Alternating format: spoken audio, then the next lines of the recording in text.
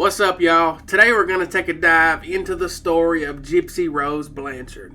Now, I started doing a little research on her last night and then I finished it up this morning. We are about to go deep into the information that I found on her. But before we get into the information, y'all make sure y'all hit that like button and hit the sub button. If y'all don't hit that like and the sub button, I hope the next time y'all eat a whole bunch of sweets, you develop a whole bunch of cavities.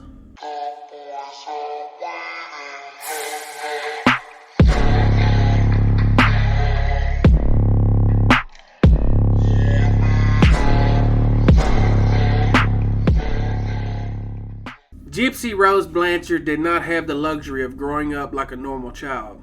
Before she was even a year old, she was tested for sleep apnea. This would lead to her having to sleep with a machine to assist her breathing. But this was nothing compared to the painful and confusing childhood she had ahead of her. 3 months old, Dee Dee was telling me that she had sleep apnea and she needed a breathing machine or breathing monitor machine. It escalated from then. Problems with her eyes, hearing, her digestive system. Gypsy's mother and father had gotten divorced when Gypsy was very young. After the split, Gypsy's mom just continued to move further and further away from Gypsy's dad. This would mean that Gypsy's dad would not be able to be in her life at that time. Due to this, Dee Dee would become Gypsy's sole care provider and took on all the responsibilities of her medical needs. This became especially hard after their home was destroyed in Hurricane Katrina.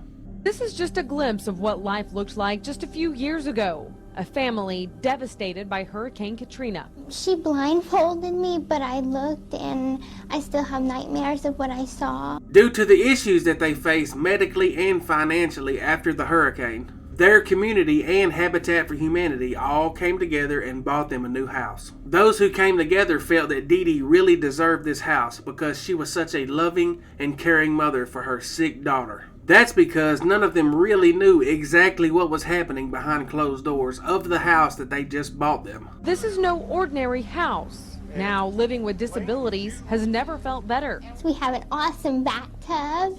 It's a jacuzzi tub meant for my muscles. And we have a wonderful ramp so I can get up and down by myself. The light switches, I can reach them now. I have wider doors so my chair can get through. All made possible by loving volunteers, hundreds of them, and also with help from Cox, St. John's, and the Center for Independent Living. For the first time, Gypsy says she feels more independent than ever before. It just proves that happy endings are not just in fairy tales, they're real and true in real life also. According to Dee Dee, the doctor said that Gypsy had a chromosome disorder, causing issues with her development. They believed that this was the root of all of her disabilities. But when Gypsy was in her early teens, they would visit a pediatric neurologist, and he started to question the notes that he was reading in her medical history. And once he had the opportunity to meet Gypsy and examine her himself, he couldn't believe exactly what he was seeing. This is what he had to say in his own notes. Now, this was the first one that jumped out at me. She ends up going to the neurologist, Dr. Flasterstein. And so, very first thing right off the bat, mother is not a good historian. A person that has not walked for 9 years, she should have technically almost no muscles in her lower extremities. But she didn't have muscles that looked quite normal. And she was able to support her body weight. I remember her standing. So I had a big doubt about the whole thing from the beginning. Well, here's the interesting thing. This is the last record from Mercy here in Springfield until 2015. So this is 2007. 8 years. What I couldn't figure out was how Dee Dee figured out that Dr. Flasterstein was on to her. But if you look at a lot of these social work notes, Dee Dee's requesting medical records.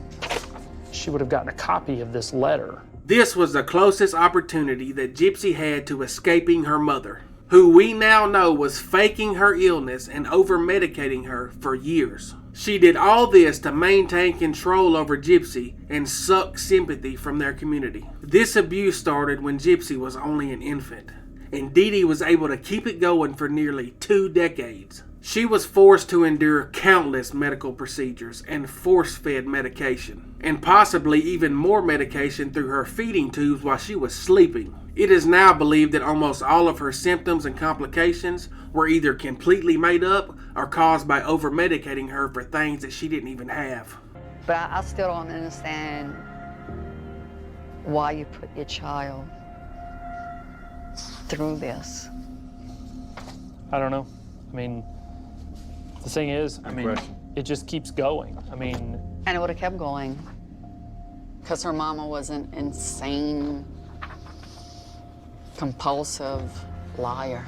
Dee Dee told me she's not gonna live to be, 18 years old. She may be an old teenager. That's about it.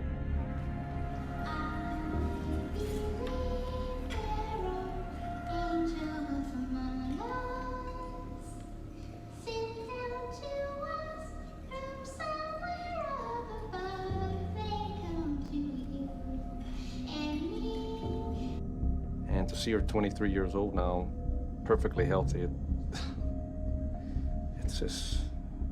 it pisses me off, The following interview that I'm about to show was shot by HBO in 2016. What illnesses did your mom say that you had?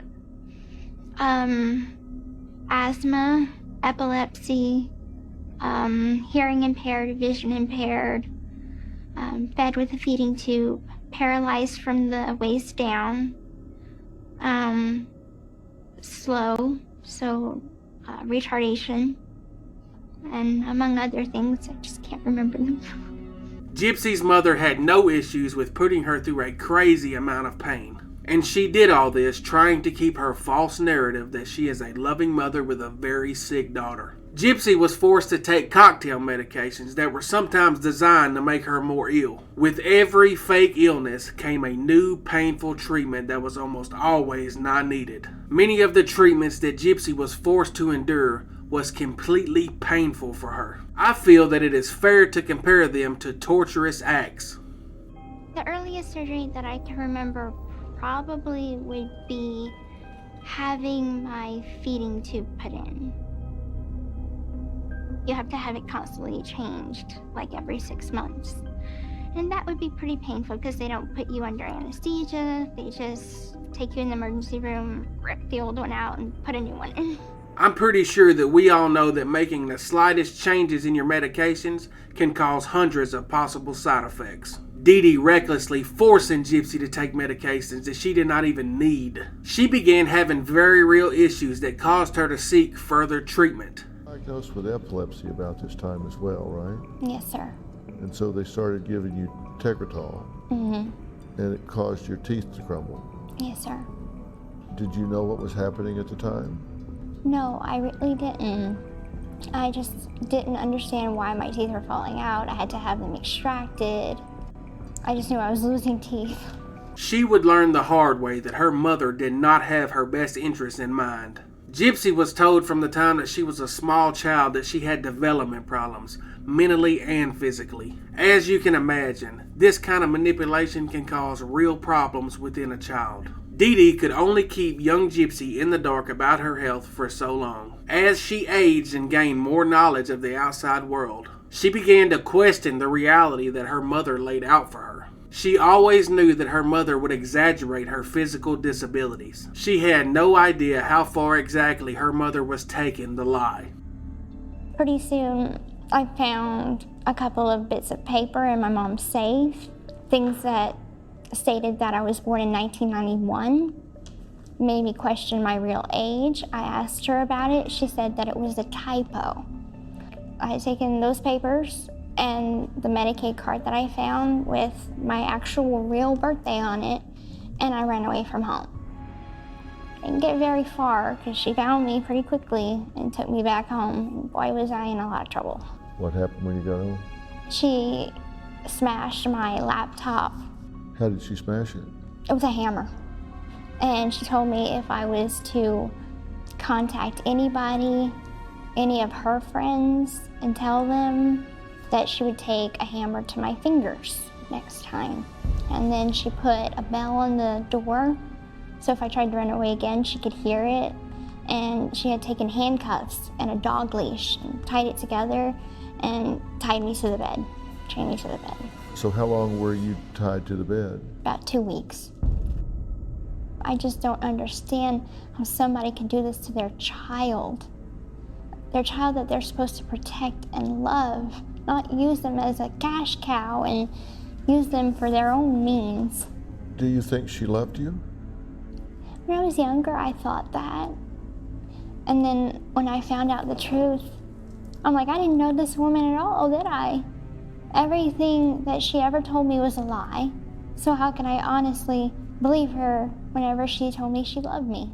Up to this point of realization, Gypsy had lived her entire life believing that she had mental disabilities. Because of this and the encouragement of her mother, she would always act younger than the age she really was. Once she reached the age of young adulthood, she began to realize that her disabilities had been exaggerated. She became real confused about who she was and what she really wanted. I liked the Disney movie Tangled. It's about Rapunzel. She's a princess to this kingdom, and she's kidnapped by Mother Gothel from her real family. And Mother Gothel keeps her in this tower for all of her life and tells her, don't leave this tower. And so that is all she knows. At the end, Mother Gothel died. She got thrown out a window because Rapunzel tried to stand up for herself and leave her tower. But in Disney movies, everything's a fantasy. It's a fairy tale, and life is not a fairy tale. After this escape attempt, she would become even more controlling than she was before. Her fear of Gypsy becoming too much to control was finally coming true, and this completely terrified her. She knew that all it would take would be one conversation with the wrong person and her whole house of cards would come falling down. So she began to take extra steps to keep this from happening. My mom had actually convinced a lawyer to draw up some papers saying that I was incompetent. So I thought if I had tried to go to the police, they'd look at these papers and say, she's retarded. She doesn't know what she's talking about. This would cause Gypsy to feel even more trapped than ever. She felt like she was a prisoner in her own home. And no matter how hard she tried, she just couldn't seem to find any relief for her constant mistreatment. That is, until she met Nick. As she reached the age of young womanhood, Gypsy's repressed feelings about relationships would come back up. Once Dee Dee let her get back on the internet, she decided to explore a side of herself that she has never explored before. She signed up for an online Christian dating site. This is where she would meet Nick. Their conversation started out as light flirting, but in turn, with time, they became more intimate. Nick would start sharing some of his fantasies with her. In return, she would start leaning more into this world that she had been shut out of for so long. They would go on to create a secret Facebook account so they could share their fantasies together without Gypsy's mom knowing about it. During this part of their relationship, Nick would reveal that he had multiple personalities. And one of them, in his words, was an evil vampire named Victor. He explained that he wanted Gypsy to develop another personality to be Victor's girlfriend. So she would oblige. After a while of sharing photos and texting back and forth, they decided they wanted to meet in person. The only problem is, if Dee Dee discovered the relationship, she would most likely put an end to it. So they came up with a plan to make it seem like they was meeting for the first time in public. We had planned a meeting at the movie theater. I and my mom was going to go see Cinderella, the live action version of Cinderella. And I was like, this is a perfect time for us to meet. I'll buy your ticket and you come to the movie theater and we'll meet. Like we're just meeting as new friends and it's gonna be perfect. Nick claims that during this meeting they both would sneak off to the bathroom and have sex in the men's room. After this, they would both return back to the theater and watch the movie with Gypsy's mom. She despised him. She was like, he's creepy, he's weird, he's coming to see a kid's movie alone by himself. And now looking back on it, yeah, it is weird. We were the only people at the movies, and he didn't have a kid with him or a girlfriend or nothing. He's just this guy going to see this chick movie. This meeting with Dee Dee going poorly would be the final blow. This would completely destroy Gypsy's hope of escaping her mother. After a year of dating, Gypsy would finally tell Nick about everything that was happening behind closed doors. Here is where they decided enough was enough, and Nick felt it was time to go save the love of his life, so he would get on the bus and go to Gypsy's home. I know that you all have most of the information related to the PC statement, so I'm going to start going into some facts that we have, and then I'll take questions. Both Facebook postings that appeared that everyone has copies of were authored by Gypsy.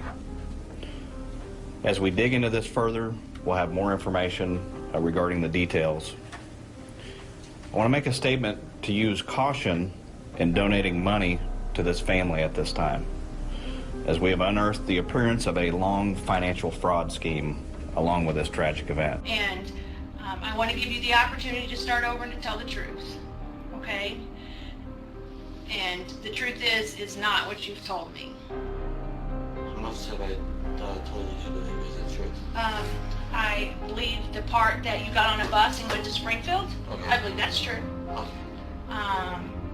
That you ordered food to eat, I believe that's true. Okay. I believe that it's true that at some point Gypsy came back with you to the motel. I believe that's true. Yeah. I believe Gypsy got on a bus and came here with you. I believe that's true. Yeah. That's all I believe. Okay. Okay? Because you missed a lot in there.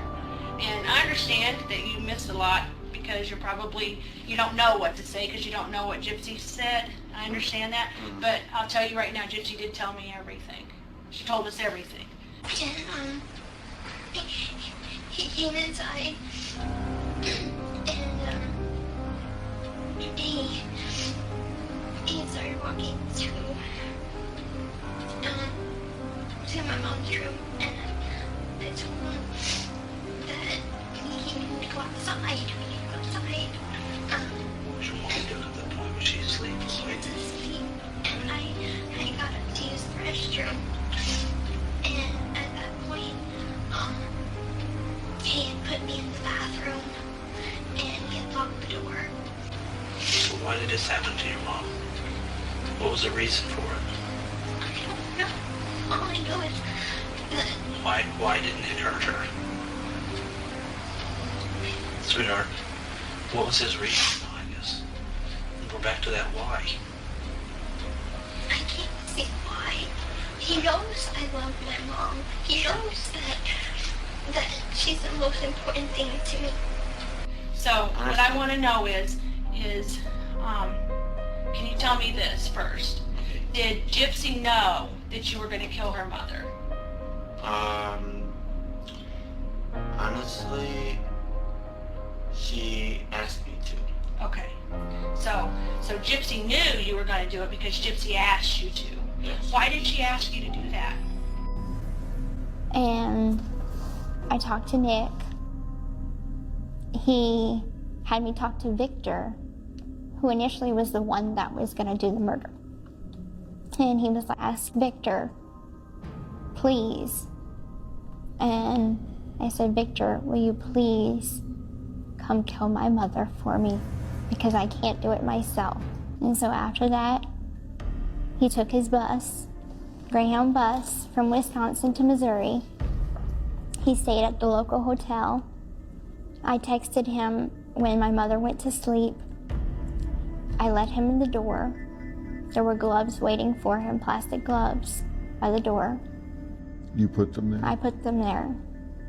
He came in, and he was wearing a hoodie and dark clothing and a scary t-shirt that had evil clowns on it. And I handed him the knife, and he said, get your in the bathroom now. And I went in the bathroom, closed the door behind me, and kind of got down in a kneeling position and put my hands over my ears so I couldn't hear anything. But I did hear stuff. I heard her scream for me a couple times. But at first, like, she sounded like she was startled, like, who's there? And then I heard her screaming. With one hand, or did it take two hands to hold the knife? One hand. One hand? Yes. Okay. Okay. Have you ever stabbed anybody before this?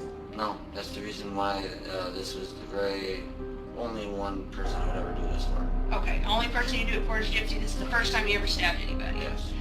Where's the first place you decided to stab her? And I just was in the random spot in the back. In the back, just random? Yes. Do you know how many times you stabbed her? 4. You stabbed her 4? Yeah, 4 times. Did she scream or holler or? Yes, she did. What was she saying? First she said help, and then she didn't recognize who I was. She Okay. said, who are you? And then She said, who are you? yeah, Okay. And she didn't recognize who you are, and she says help, and then what does she say? and then she called up for Gypsy, but Gypsy didn't do anything. Okay. She hollered for Gypsy. Yes. After the plans to introduce Nick to Dee Dee at the theater went poorly, the two felt they only had one option left. So Gypsy asked Nick if he would be willing to kill her mother so they could run away and live happily. And that's exactly what he did in a brutal fashion. After the murder, the two fled from the house. They went and got a pair of bus tickets and went to Nick's hometown, Big Bend, Wisconsin, where they would both stay for a few days with Nick's parents until they finally got caught and arrested. The police would discover that Nick mailed the murder weapon to his house in Wisconsin, and he was still in possession of the blood-soaked clothes from the night of the killing. From here, they would both be put on trial for the murder of Dee Dee Blanchard. In 2015, Nick would be convicted of first-degree murder. He will spend the rest of his life in prison. Gypsy would plead guilty to second-degree murder. She was sentenced to 10 years in prison with a chance of parole in 2023 through the pen pal system. Shortly after, she would be engaged to this man. Nick said it felt like that Gypsy completely abandoned him. December 29th, 2023, Gypsy's husband, Ryan Anderson, would pick her up from prison. Gypsy has been released for about 2 to 3 weeks now. She seems to be living a very happy life with no medical problems. Well, that's it for today, guys. Make sure you hit that like button and hit the sub button. And until next time, I am out.